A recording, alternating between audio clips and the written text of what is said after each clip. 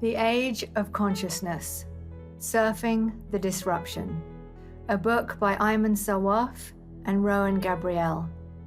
Read by Rowan Gabrielle, music by Ayman Sawaf. Copyright 2020, published by Sacred Commerce.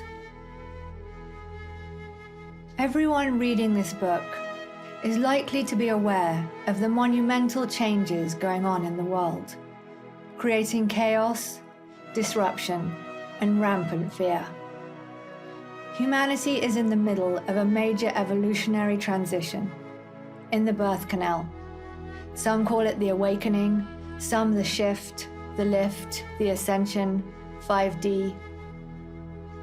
People everywhere are spiritually waking up to a new world, a new reality.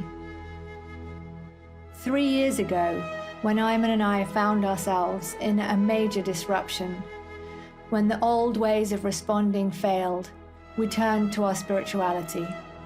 It took us on a magical mystery tour, a journey of wonder, mysticism, and at times exhilaration. The journey, although still in process, has already delivered far more than we asked for and more than we knew we needed. Little miracles started to show up everywhere, answering many of our questions and demands for proof. We consciously witnessed this process through the lens of our 30 years of experience and studies in emotional intelligence and spirituality. We found pathways emerging, and we created a little map that we share with you in the following pages to guide you in your own transition.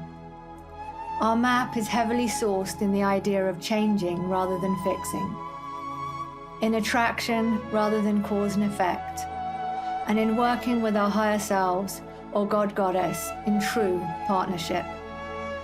This is a map for those who are spiritually awake and find themselves in the narrows, facing major disruption, and would like to go through the transition more consciously.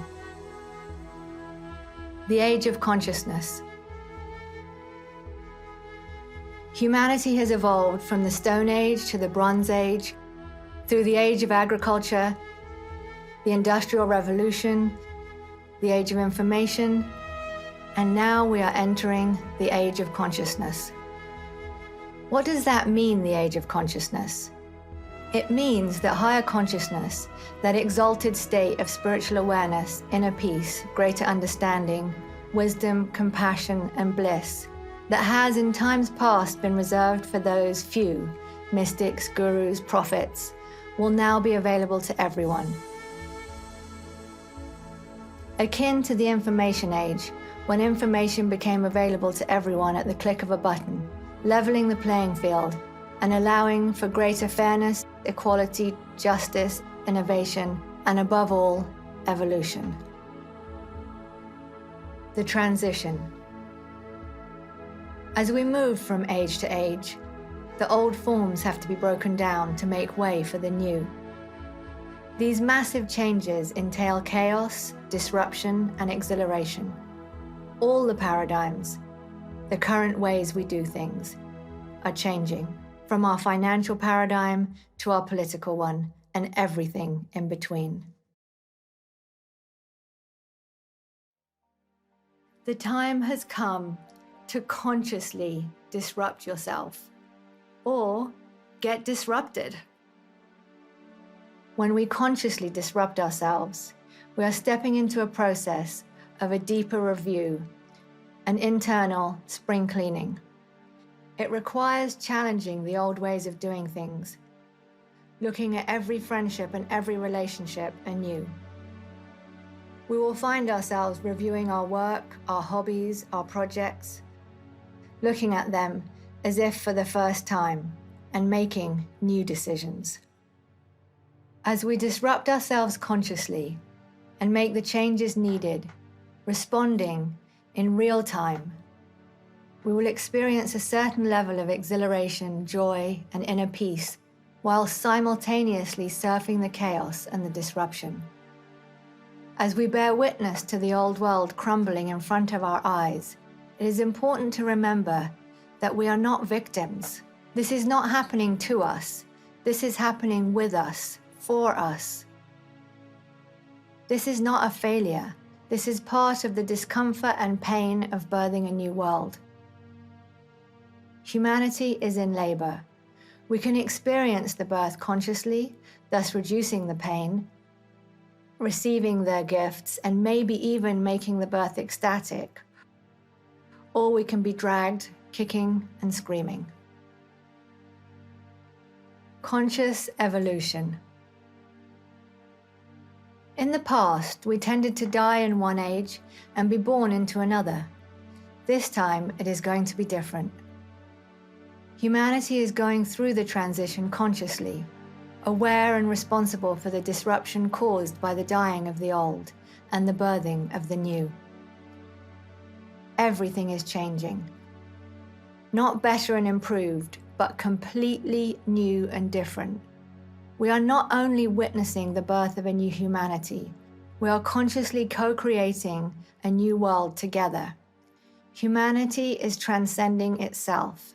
The time of the caterpillar is over. Humanity is becoming a butterfly. This is going to be the hardest element to understand. The sheer level of the change we are embarking on is almost incomprehensible to our current selves. Partnership. As we loosen the hold on our current reality and find ways to come into a conversation with the divine, we can allow the changes to slip in with greater and greater elegance. We will find ourselves able to create a true partnership that will start to guide us as we begin to transform from the inside out.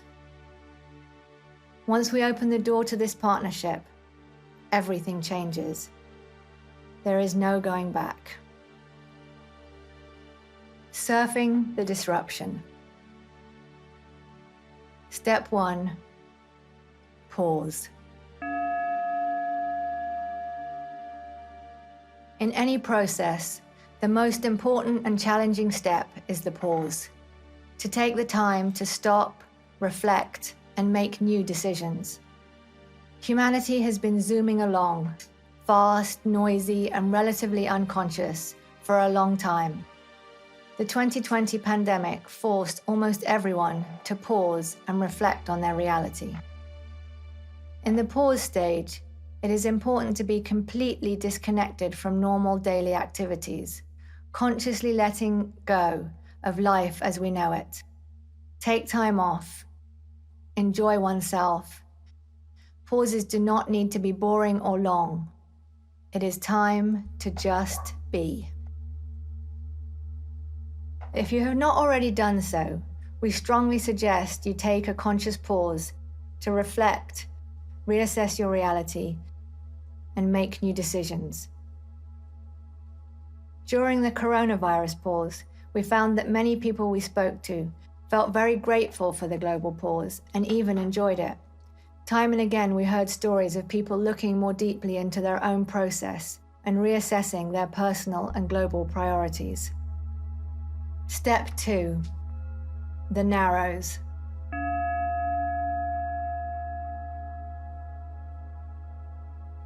The narrows usually present themselves at times of monumental personal change, when nothing works as it used to and we find ourselves lost, stranded in the dark wood. A term used to describe situations where we find ourselves in the face of danger, with the threat of destruction looming or actual. Our choices are suddenly constricted. We have to deal with the immediate situation at hand. When we find ourselves in the narrows, we are tempted to fall into our own negative patterns at every turn. Martyrhood here, self-pity there, blame on that corner, righteousness on this one. You get the picture. The very act of staying in the narrows brings us into a heightened state of self-awareness, during which we are forced to become super vigilant. No time to wallow in any of our negative patterns. If we fall off into self-pity here or pride there, then we just need to recognize it and step right back on the path. No need to process, just making the necessary decisions to keep moving, giving our full attention to the priorities in front of us. We are not yet looking for solutions or answers. First, we need to create distance between ourselves and the threat, the fear. When one finds oneself in the narrows, the singular job is to keep out of the mud on either side of the tunnel and to consciously walk forward, responding to whatever is facing us, one step at a time. At the end of the journey, we will find out that the narrows were nothing but our very own birth canal, giving life to a new self. Step 3, asking for help. Remember that you are not alone. You have many unseen friends that know you and love you. Your higher self, spirit guides, the divine, the universe, God, Goddess, whatever name you give the source of all things. For the purpose of this book, we will use the divine. Sometimes it is difficult to ask for help, especially when you really take the time to genuinely ask for help, rather than just using words like, God, please help me. We need to step over our resistance and let go of beliefs that no longer serve us. Beliefs around being weak or not being good enough, or feelings such as vulnerability, pride, arrogance, etc. Recognize what is detrimental in your resonance and let it go. Consciously say goodbye. It will raise its head again, but when it does, just smile and say, oh no, not you, and let it go again, until in time, the voice becomes so quiet that one barely hears it. Step 4, surrender. Many of us have a pretty negative perception of the concept of surrender, considering it to be giving up or losing control. We are not talking about submission, nor are we suggesting that you surrender to anyone we meet in the street. Surrender is having the humility to yield to the divine. It is about relinquishing that which no longer serves us, foregoing our need for control, arrogance, perfection. Most importantly, it is about surrendering our sense of separateness. We are many, and we are one. Why surrender? We each have a personal resonance, a radiance, our unique light. Imagine your resonance as a ball of light that oscillates between dimly lit and enlightened. In quantum physics, the law of resonance says, when two resonances meet, either one is attracted to the other, or they meet halfway. We see this in relationships.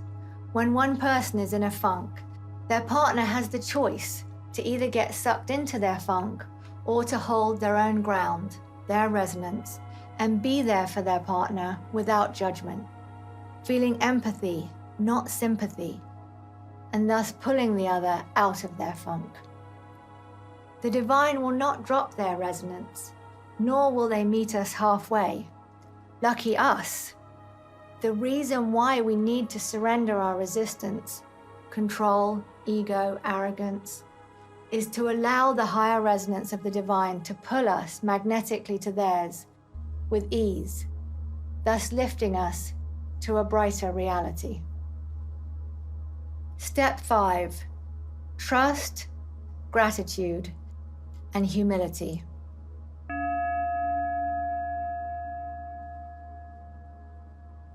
As we move through this process, allowing the divine to guide us through the transition, we will start to feel profoundly grateful. And with that comes a newfound humility and a deeper trust.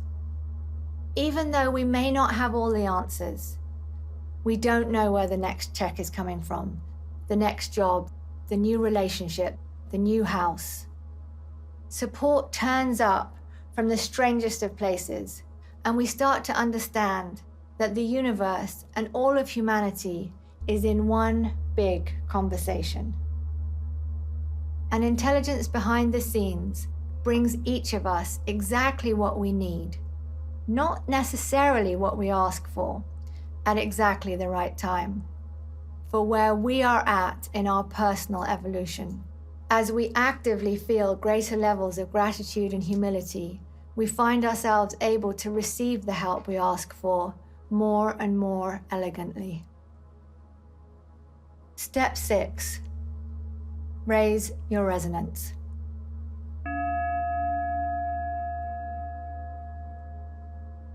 Every single thing in the universe is vibrating at a particular frequency. Your thoughts and feelings, including everything in your subconscious, are transmitting a vibration out into the universe, and those vibrations shape the life you are living. This is simply how the universe works. Our resonance is made up of many frequencies, some of which we are aware of, and some we aren't. Our beliefs, thoughts, feelings, choices, attitudes, the decisions we make, psychic agreements with our parents, past life influences, and so much more all produce a unique frequency. They all merge together, creating a resonance that is far more powerful than the sum of its parts. Some of these frequencies are constricting, and some are expansive. As they blend, they create a standing wave that is ever-changing. The realities you want come from the future via your resonance with all its filters and materialize accordingly. The higher your resonance, the more expansive the realities that precipitate. The following image demonstrates what some of the elements of a person's resonance can consist of. In this image, you see your resonance in action, with the passion coming in, the joy, the arrogance, the courage, the perfection, and it shows how some of them you might want to take out and others you might want to add in to adjust your resonance accordingly. You can do this in meditation. Let's take a closer look at vibration. The vibrational frequency of anger, for example, is 150 Hz and is constricting, whilst the frequency of joy is 540 Hz and enlightenment is 700 plus. These are expansive. Same for our beliefs. Some are expansive and others are constricting. When you want to raise your resonance, it is therefore important to consciously release that which does not serve you anymore. The low frequencies, the constricting energies, like pride, past hurt, not good enough, etc. And to add the high frequencies, the expansive energies like happiness, joy, courage, I can do it, I deserve, etc. Releasing them is not about fixing them. It is not about processing either. Practice is over. It is about being conscious of them and saying, stop, I am not going there anymore. These beliefs will try to sneak back, but just affirm, I am not playing this game anymore, until, with time, they lose their influence. As for adding expansive frequencies, you can see what is missing in your life, like joy, gratitude, humility, courage, and work on developing these frequencies. It is also important to be conscious of the existent expansive emotions and to appreciate them. When we appreciate anything, it gains value.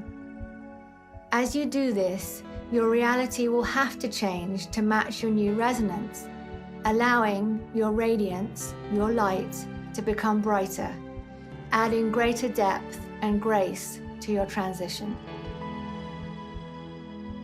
Step 7. Partnership with the divine. The last step is possibly the most beautiful. Here we step into a relationship of partnership with the divine. All the previous steps leading to this one are preparation. The most elegant way to ignite this partnership is by resonating with the qualities of beauty, goodness, and truth, the highest virtues that any human can aspire to. Become more beautiful, create the beautiful, see the beauty in everyone and everything, become goodness, and develop wisdom. The knowledge obtained and sourced in love and empathy. That is the blueprint for a new humanity. Epilogue. When our own disruption hit and our normal securities were all metaphorically put on ice, out of reach, and the old ways of doing things stopped working for us, we disrupted ourselves. We went through the narrows, surrendered, and raised our resonance daily. Everything is changing. Our dreams and visions have more depth. Our friendships and relationships are more real. And our spirituality has gone to a whole new level. We had to walk into this beautiful trust with our guidance and the divine. They have consistently supported us, not by saving us, but by co-creating with us as true partners. Things have been very uncomfortable at times, but even in our worst days, we would meditate and we would come out with greater understanding, buzzing with love and joy from our communion with the divine. And that, without fail, brought miracles, both big and small. As we said at the beginning of this is not a linear process. We find ourselves going back to different steps at different times. It is important to remind ourselves that we as humanity, as we evolve into this amazing and beautiful age of consciousness, are shedding not only our personal baggage, but the baggage of the collective, the trauma of thousands of years of pain and suffering. This is your time. This is our time. Enjoy the adventure. It's better than any Hollywood movie.